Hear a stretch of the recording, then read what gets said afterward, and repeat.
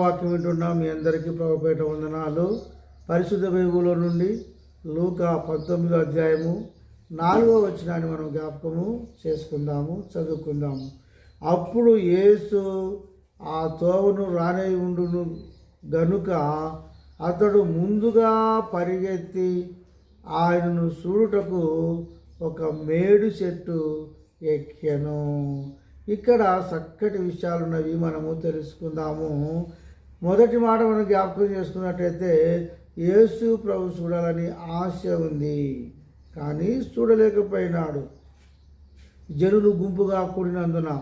అయినను సరే ఆశ మాత్రం ఆయనలో నుంచి వెళ్ళిపోలేదు. ఎలాగైనా సరే చూడాలని ఆశపడి ఉన్నాడు. యేసు ప్రభు ఈ మార్గంలోనే వెళుతాడని తెలుసుకొని ఎమ్మడే సరాసరిగా పరిగెత్తుకుంటూ పోయి ఆయన ఏం చేశాడు చెప్పండి? ఆ తోవలోనే అతడు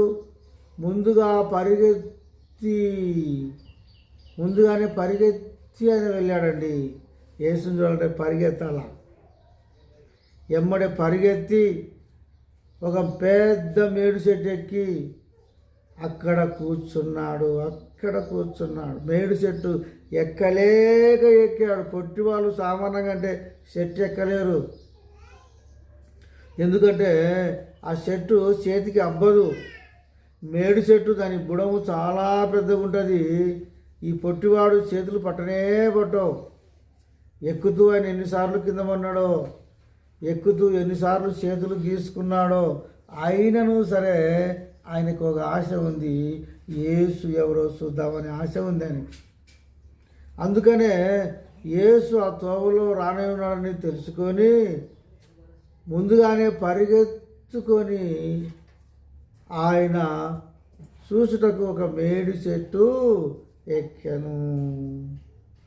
ఆశ కలిగిన ప్రాణాన్ని దేవుడు ఖచ్చితంగా తృప్తిపరుస్తాడు. దేవుని రాజ్యాన్ని చూడాలని ఆశ కలిగి ఉన్నట్టయితే ఖచ్చితంగా దేవుని రాజ్యాన్ని చూస్తావు. దేవునిలో నమ్మకంగా నువ్వు ఎదగాలంటే నమ్మకంగా నువ్వు ఎదుగుతావు. దేవుని సన్నిధికి నువ్వు సంపాదించులో దశభాగం అర్పించాలనుకుంటే ఖచ్చితంగా అర్పిస్తావు. పాటలు నేర్చుకోవాలని ఆశ కలిగి ఉంటే ఖచ్చితంగా పాటలు నేర్చుకుంటావు.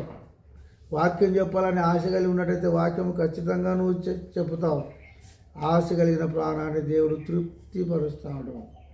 ఇక్కడ ఈ వాక్యాన్ని ముగించుకునే ముందు మరొకసారి ముఖ్యాంశాలు మనము తెలుసుకుందాం. అప్పుడు యేసు ఆ తోవను రానే ఉండును గనక ఆ తోవకు వెళుతాడని తెలుసుకున్నాడు. ఒకటి. రెండోది, అతడు ముందుగా పరిగెత్తి ఆయనను చూచుటకు పరిగెత్తి వెళ్ళాడు. 2.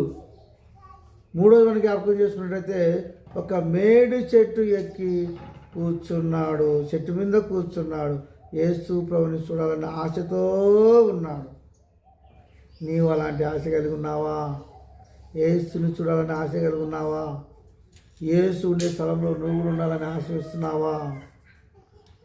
అయితే ప్రేమ చెబులారా, ప్రయాస అయినా సరే నువ్వు ఎనికి తగ్గద్దు. ప్రభునందు నీ ప్రయాసమైన వ్యర్థము కాదు. చూడాలని ఆశ కలిగి ఉంటే ఖచ్చితంగా నువ్వు చూస్తావు. ఈ 3 మాటలు దేవుడు దీవించును గాక. ఆమేన్.